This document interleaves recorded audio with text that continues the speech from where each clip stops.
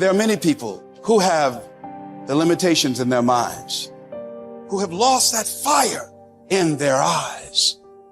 Most people, ladies and gentlemen, go to their graves living a life far below their potential.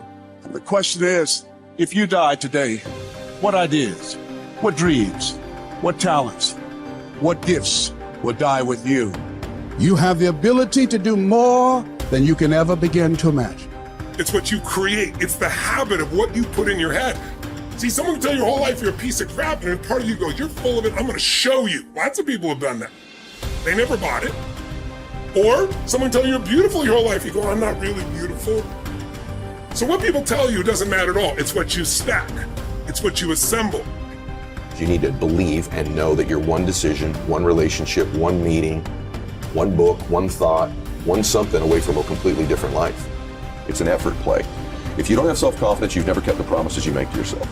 Check that box. If you have self-confidence, you've started to keep the promises you make to yourself. So if I'm gonna get up and I'm gonna work out, I'm gonna do 10 reps in the gym, I do one more. If I'm gonna do 45 minutes on the treadmill, I do one more. If I'm gonna make 10 contacts in a day, I do that and one more.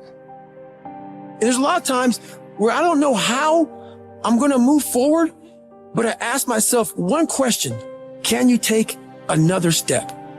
And that answer is always yes. You're passing through that keyhole. But if you pass through it, then something massive opens up on the other side. And it is definitely the case that disciplinary institutions, universities, are exactly that, is they're places of guidance, and they're places to encourage people to develop the discipline that's necessary to see beyond the discipline. I mean, that's why we have disciplines, right? I mean, the words aren't there by accident. And once that discipline was established, then the disciplined mind could explode in every direction, which is precisely what happened. And that's the thing about growing up, is that when you're a teenager and a young adult, you have to sacrifice everything you could have been as a child to be the one thing that you're aiming at. But then that opens up, and the universities are part and parcel of that process. Change is automatic, but progress is not. Start today, right now. What do I really want in depth? What are the rituals that will get me there? And then get yourself to start a few of those actions and lock them in place. If you make the changes in yourself, you're going to be proud, and no amount of money or accolades from other people can mirror the feeling of being proud of knowing you've taken back control of your life. Everything in life is always changing. We don't have to work on change.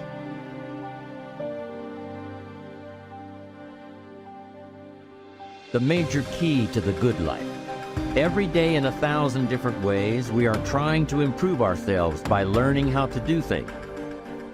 We spend a lifetime gathering knowledge in classrooms, in textbooks, in experiences. Now, if knowledge is power, if knowledge is the forerunner to success, then why do we fall short of our objectives?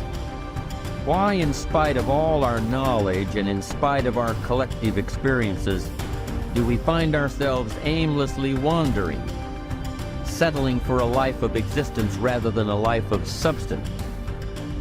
There may be many answers to this question. Your answers may be different than your associate or your spouse's or your friends. The fundamental answer is the absence of discipline. Applying all that we know. Discipline. Self-discipline. We might add one more word here: consistent.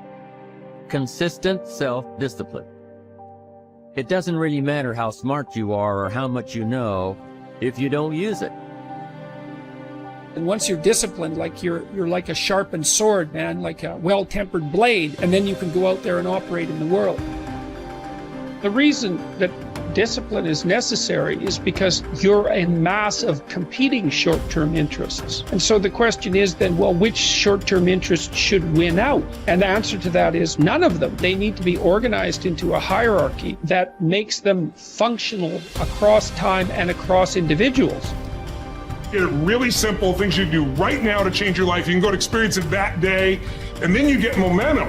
Day 1, day 2, day 3, day 4, and all of a sudden now what used to be hard to do is easy to do. And I think for anyone, you gotta understand, anyone can learn anything.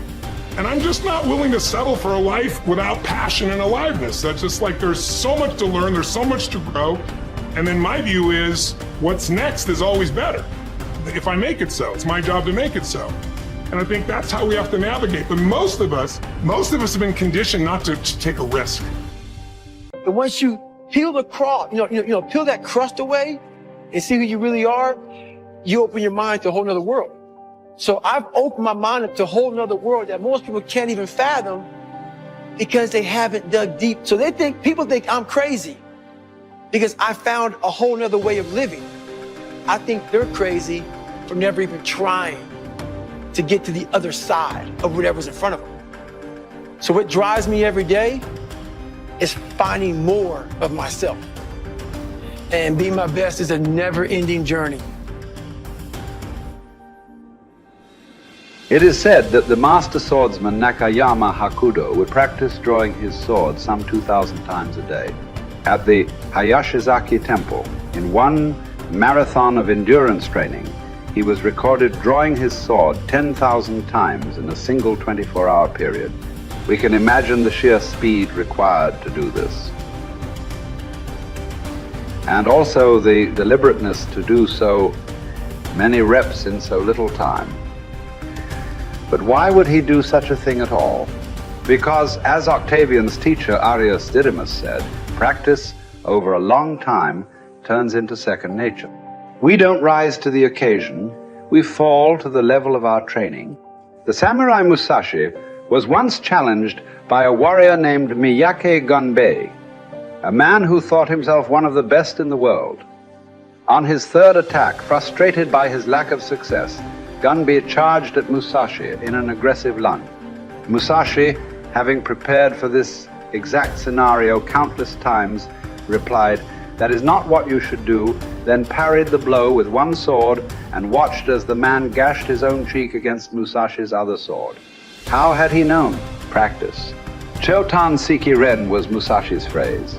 Training from morning to night. Oh, you've done that. Okay, do it some more. And after that, more. 1,000 days of training to develop. Musashi would write 10,000 days of training to polish.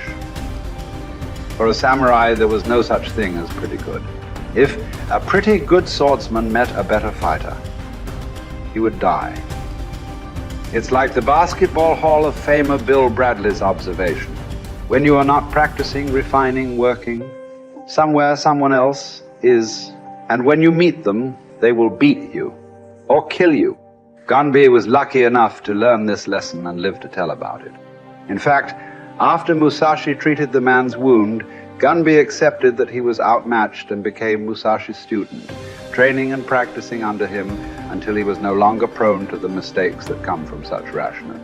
Look, this is not a drill. There is no greatness without practice.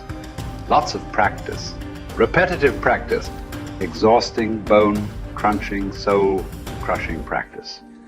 And yet, what emerges from this practice is the opposite of those three feelings.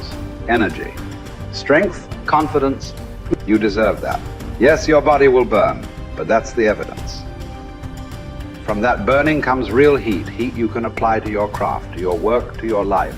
The cellist Pablo Casals practiced continually late into his life, even long after he was widely considered a master, because he believed he was still making progress.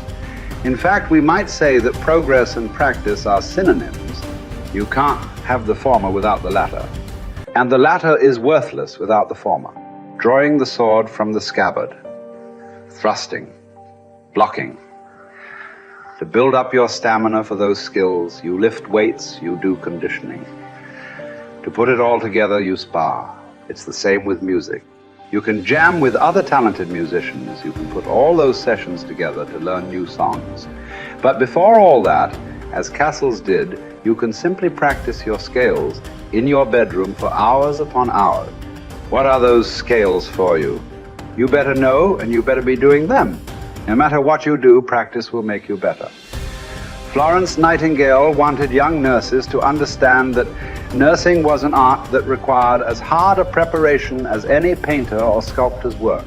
Churchill spent many evenings practicing his impromptu performances. Only you know what it will look like to train in your art like a samurai, an Olympic athlete, a master in pursuit of excellence. Only you will know what you need to practice from morning until night. what to repeat 10,000 times. It won't be easy, but in that burden is also freedom and confidence. The pleasure of the flow state, the rhythm of second nature, the quiet calmness of knowing that from the practice, you'll know exactly what to do when it counts. The pride and the dependability of doing it too.